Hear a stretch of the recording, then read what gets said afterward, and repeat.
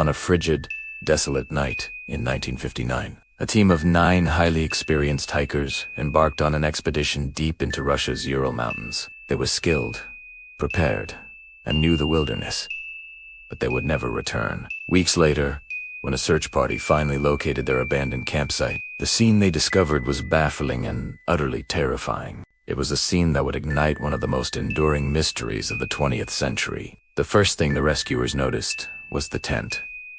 It hadn't been unzipped or untied. It had been violently sliced open from the inside. A set of footprints led away from the camp, not towards safety, but deeper into the unforgiving wilderness. These weren't the boot prints of prepared hikers. They were barefoot, or in socks, pressed into the deep snow. The temperature that night had plunged to a bone-chilling -30 degrees Celsius. Something had terrified them so profoundly that they fled their only shelter, barefoot, into a blizzard.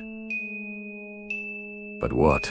As the search continued over the following weeks and months, the bodies were found scattered across the landscape in 2 distinct groups. The first group, found near the remnants of a desperate fire, had died of hypothermia, but the second group, discovered much later in a ravine, presented a much more horrifying puzzle. These hikers had suffered catastrophic internal injuries. One had a crushed skull.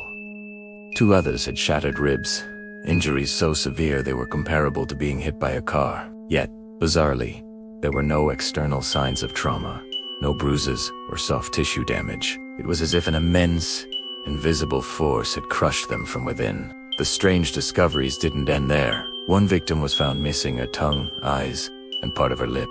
Another was missing his eyeballs. Adding another layer of strangeness, some of their clothing was found to be radioactive, though the levels were low. The official Soviet investigation concluded that the hikers died from a compelling natural force, a vague and unsatisfying explanation.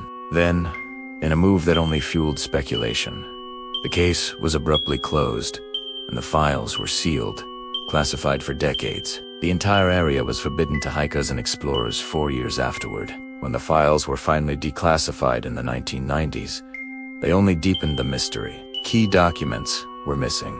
The official explanation still felt hollow, unable to account for the internal injuries, the missing body parts, or the sheer panic that drove 9 seasoned professionals barefoot into a frozen wasteland. Over the years, countless theories have emerged, ranging from an avalanche and secret military weapons tests to infrasound-induced panic, and even a cryptid or extraterrestrial encounter. Yet, none of them can fully explain all the bizarre and contradictory pieces of evidence. What really happened on that mountain?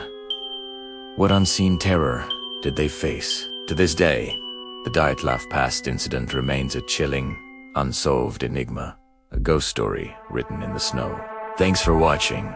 If you find these kinds of mysteries as fascinating as I do, make sure to like and subscribe for more deep dives into the unknown.